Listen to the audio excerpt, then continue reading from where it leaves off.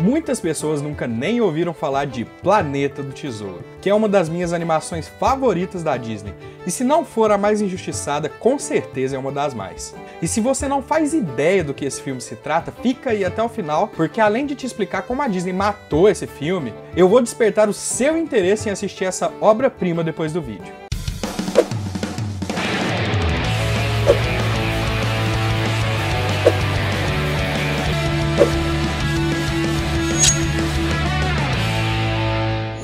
E aí galera, beleza? Tudo bem? Tudo legal? Tudo na paz? O meu nome é Fausto Filho, você está na Iniciativa Pop e se você não clicar no botão de se inscrever agora, o seu dedo vai cair. Vai lá, testa. Antes de eu te contar o enredo do filme, eu preciso te explicar como ele de fato surgiu. E para isso a gente vai ter que voltar um pouquinho no tempo.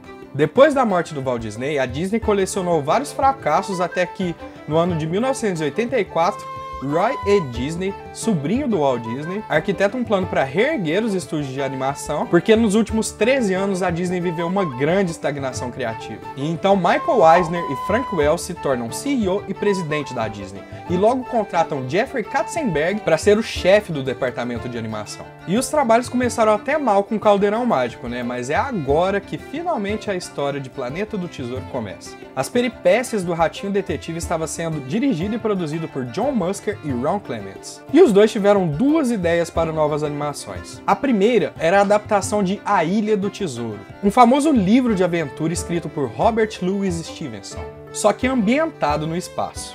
E a segunda era a adaptação de um conto dinamarquês sobre uma jovem sereia que queria desistir de sua vida no oceano para ganhar uma alma humana. A adaptação de A Ilha do Tesouro foi rejeitada pelo Michael Eisner porque ele sabia que a Paramount estava produzindo um filme de Star Trek se baseando na obra literária. Só que esse filme na verdade nunca saiu. Só que o Jeffrey Katzenberg viu potencial na segunda ideia, e foi desse jeito que A Pequena Sereia nasceu, e deu início ao renascimento da Disney. E com o sucesso da Pequena Sereia, os dois diretores sugeriram a adaptação de A Ilha do Tesouro no espaço novamente. Só que agora a Disney deu a seguinte desculpa. Não, a gente já tem um filme da Ilha do Tesouro, é antigo, lá dos anos 50, mas ainda tá novinho. Ó, o que vocês acham? Escolher um desses três roteiros aqui, ó, pra trabalhar. Olha que legal. A gente tem um negócio árabe indiano aqui sobre um ladrão. A gente tem essa historinha dos russos aqui sobre um cisne. E a gente tem essa aqui muito legal, ó, sobre o rei da selva. Então os dois aceitaram a história do ladrão, que eles trabalharam um pouco em cima e criaram Aladdin, outro grande sucesso da renascença da Disney. E foi na produção desse filme que eles conheceram outras duas pessoas muito importantes, Ted Elliott e Terry Rossio, que foram os co-roteiristas do filme. E só para contextualizar, eles foram os escritores de A Máscara do Zorro, Caminho para Eldorado, Shrek, Piratas do Caribe e alguns outros aí. E depois do lançamento de Aladdin, os dois diretores convidaram Ted e o Terry para escreverem juntos um roteiro sobre a Ilha do Tesouro no espaço, para que eles pudessem apresentar alguma coisa mais concreta para os chefões lá da Disney. E então Jeffrey Katzenberg simplesmente rejeita a ideia de novo. Só que dessa vez o John e o Ron ficaram meio zangados e foram reclamar com o Roy, que é aquele sobrinho do Walt Disney. E eles fizeram um trato de que se eles fizessem mais uma animação que fosse um sucesso comercial, eles teriam carta branca para criarem o que quiserem. Então para isso eles pegaram um sketch que um dos animadores da Disney havia feito e criaram a minha animação favorita de todos os tempos, Hércules. Que não teve um sucesso tão grande quanto os outros em termos de bilheteria, mas também gerou um ótimo retorno e críticas muito positivas. E então, em 1997, 12 anos depois da primeira tentativa, John Musker e Ron Clements finalmente têm sinal verde para começar a produção de Planeta do Tesouro. O filme foi lançado no final de 2002 lá nos Estados Unidos e em 2003 aqui no Brasil. E ele abre com a narração do Capitão Flint, o maior pirata espacial de todos os tempos, e que escondeu todo o seu ouro, o butim de 1000 galáxias, no Planeta do Tesouro. E então nos é apresentado Jim Hawkins, que naquele momento era uma criança toda sorridente, amável e que nitidamente era obcecado por histórias de piratas. Daí somos levados 12 anos à frente, numa transição muito legal, diga-se de passagem, para um Jim adolescente correndo numa prancha espacial super estilosa. Só que ele é pego por dois policiais porque eles estavam andando em local proibido. Então ele é levado para sua mãe, que gerencia uma estalagem para diversos alienígenas. Então nós reparamos que alguma coisa mudou. O Jim Hawkins, aquele garotinho, havia se tornado um delinquente e se metia em problemas o tempo inteiro. Mas, a princípio, poderia ser só adolescência, né? Porque, ô fase! E nesse mesmo dia, uma nave espacial cai perto da estalagem e Jim vai resgatar o piloto. E ele diz que piratas estavam atrás de um pacotinho que ele guardava. Então esses piratas invadem a estalagem e Jim, sua mãe e o Dr. Delbert, que era um amigo da família, conseguem escapar. E já seguros, o Jim descobre que naquele pacotinho havia um mapa que revelava a localização do planeta do tesouro. Então eles partem numa aventura para encontrar o planeta, junto com a Capitã Amélia, o cozinheiro ciborgue John Silver e uma tripulação bastante suspeita. A história é muito simples, assim como no livro A Ilha do Tesouro, mas é nas pequenas diferenças entre o livro que o filme tem seu brilho. E eu não tô falando do fato dele ser ambientado no espaço, mas sim da relação entre Jim e John Silver. É em momentos calmos que os dois compartilham que tá a alma dessa animação. Porque enquanto no livro o Jim é apenas uma criança alegre e o John é aquele pirata mau, em Planeta do Tesouro nos é mostrada uma jornada de crescimento de ambos os personagens que nós como público nos identificamos muito. Além disso, o filme é cheio de personagens engraçados como o próprio John Silver, que com certeza você deve ter um tio que tem a personalidade parecida com a dele. É aquele que nos churrascos de família sempre conta história e faz todo mundo rir. E aos 45 do segundo tempo também nos é apresentado um personagem novo do nada. O robô Ben, que é meio biruta, mas também é bem divertido. E muitas pessoas comparam ele ao Jar Jar Binks de Star Wars, mas, na moral, ele pode até ser um pouquinho irritante, mas ele tem um motivo pra isso e com certeza ele é muito mais engraçado. A Capitã Amélia e o Dr. Delbert também são muito legais, principalmente porque os dois são contrapontos de personalidade. Enquanto a Capitã é a Capitã e parece estar preparada para qualquer coisa, o Dr. Delbert é todo inseguro e desajeitado. E como a história se desenrola para esses dois personagens também é muito legal, porque no final do filme, os dois não são exatamente os mesmos personagens do início, entendem? E também tem várias piadinhas entre os dois que quando você é criança você não entende, e quando revê você fica todo... entendi. É uma animação que fala muito sobre sonhos, sobre persegui-los e te questiona se vale a pena sacrificar tudo por ele. Além disso, ele fala muito sobre problemas familiares e numa profundidade que só Lilo e Stitch havia arriscado abordar. E é claro, é um filme genuíno da Disney. O personagem principal super carismático, um secundário que é mais carismático ainda, tem aquele mascote fofo, um grande espírito de aventura. Mano, são piratas no espaço. É divertido, engraçado, tem uma trilha sonora espetacular. Eu sei tudo o que eu quero viver. Dos meus sonhos vou fazer um caminho traçado por mim. Para ajudar a escrever o filme, o Musker e o Clement chamaram o Ted e o Elliot, aqueles mesmos que haviam ajudado em Aladdin. E desde o começo eles queriam fugir um pouco dessa animação tradicional e musical que a Disney estava acostumada. Inclusive podemos dizer que Planeta do Tesouro e Atlantis são meio que irmãos de alma. E se você tiver interesse, já tem um vídeo falando sobre Atlantis aqui no canal. Se você quiser conferir, é só vir aqui no izinho. Porque ambos os filmes se propõem a criar um filme de aventura e não musical nos moldes steampunk. Mas o que é steampunk?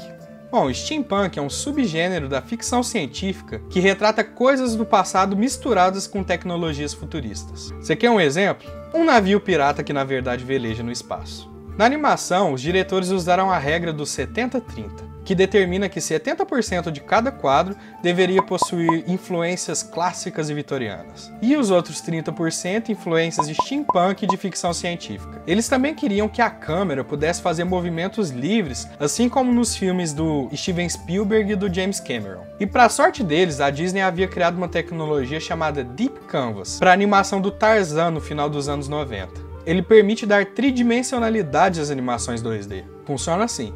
Eles criam um cenário 3D no Deep Canvas, desenham um personagem em 2D passando por esses cenários e então colorem o 3D de uma forma que fique parecendo que é 2D. Exatamente como a cena final de Tarzan ou aquela cena em que ele fica deslizando nos cipós. Só que a diferença é que eles usaram essa tecnologia praticamente no filme todo. Enquanto Atlantis era um filme em 2D com elementos 3D, Planeta do Tesouro é quase um filme completamente em 3D com elementos 2D inseridos. E além dos cenários, também foi usada a modelagem 3D para diversos elementos, como o navio, o braço do John Silver, o mapa do Jim, o robô Ben e vários outros também. A direção de arte também merece aplausos, porque os ambientes são lindíssimos e eles foram muito criativos na hora de criá-los. É também muito interessante que você preste atenção nas cores usadas pelos personagens, principalmente pelo Jim, porque se você entender um pouquinho sobre a representação das cores, vai reparar que as roupas do Jim refletem o estado de espírito dele no filme todo praticamente. A brilhante trilha sonora foi composta por James Newton Howard, o mesmo compositor da trilha sonora de Atlantis. E ela é muito boa, ela consegue te passar emoção suficiente para você ficar imerso ao filme. Principalmente nas partes mais frenéticas quando o Jim voa na prancha espacial dele. E também há algumas canções icônicas, como Estou Aqui, que aqui no Brasil foi cantada pelo Rogério Flauzino, da banda Jota Quest. O filme custou no total 140 milhões de dólares. Isso são muitos dólares para uma animação, principalmente de 20 anos atrás. E a Disney arrecadou 109 milhões de dólares em bilheteria. Ela teve um prejuízo de mais de 30 milhões de dólares. E isso faz de Planeta do Tesouro o maior fracasso comercial da história da Disney. E é agora que eu te explico por que a Disney é a culpada por isso tudo. Então já clica aí no like que eu tenho certeza que você está gostando. Primeiramente, a data de lançamento foi planejada para o inverno de 2002, antes do Natal, uma semana depois do lançamento de Harry Potter e a Câmara Secreta. E não é como se a Disney não soubesse que esse fato iria atrapalhar. Um ano antes, Harry Potter e a Pedra Filosofal, o primeiro filme do Harry Potter, havia feito quase 1 bilhão de dólares em bilheteria. E era o primeiro filme. E naquela época era difícil arrecadar tanto dinheiro assim. Assim, hoje em dia a Disney espirra e faz 1 bilhão de dólares, mas naquela época era um pouquinho mais difícil. Além disso, a Disney também planejou um filme para aquele Natal, que foi Meu Papai é Noel 2, que também atrapalhou a bilheteria, né? Porque eu tenho a impressão que naquela época a gente esperava por filmes de Natal na época do Natal. Diferente de hoje, eu acho. Ou talvez eu só não seja o público-alvo mais. Mas enfim, o público de Planeta do Tesouro também seriam crianças, então eu tô certo também. Então assim, só para começar, a Disney escolheu a pior data possível e ela sabia disso. Segundo, marketing. Marketing é a alma do negócio. E tudo que foi feito para Planeta do Tesouro foi bem ruim. Eles fizeram brinquedinhos pro McLanche Feliz, alguns brindezinhos da Kellogg's, bem parecido com a estratégia de Atlantis, por sinal. E eles fizeram 2 trailers. Um estupidamente sem graça e outro que spoiler o filme inteiro em menos de 1 minuto. Então assim, qual a lógica? Porque um não empolga e o outro te revela tudo que você vai ver no cinema? Qual é? E mano, a Disney sabe fazer marketing. Menos de 6 meses antes ela havia feito Lilo e Stitch e estampou a cara do Stitch em todos os lugares possíveis. Inclusive tem uma propaganda genial que o Stitch invade vários outros filmes da Disney. E é muito engraçado.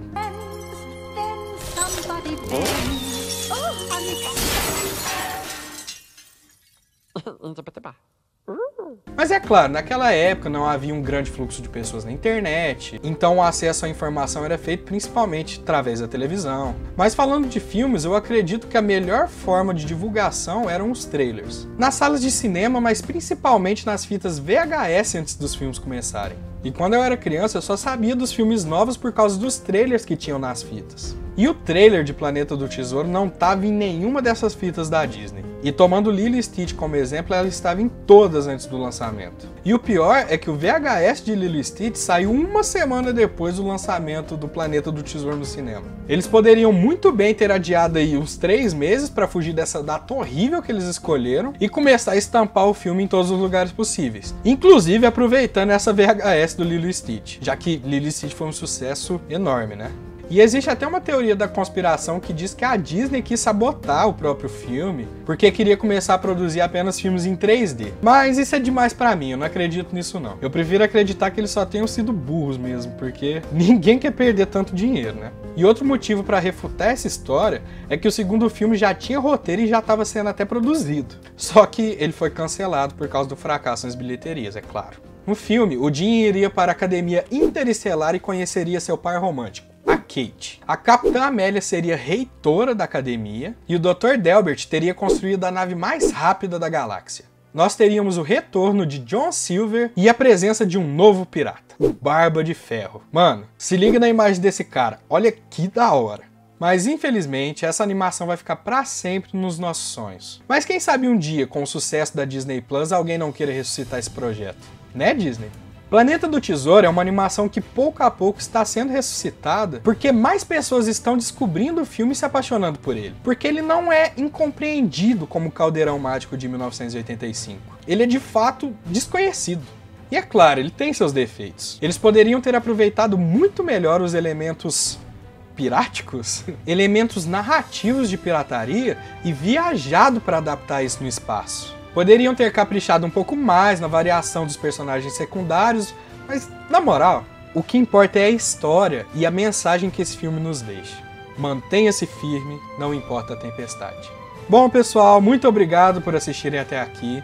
E aí, tem algum outro clássico que você queira revisitar? Comenta aí embaixo. E se você ainda não é inscrito no canal, se inscreva, porque você vai sempre receber vídeos maravilhosos como esse que você acabou de assistir.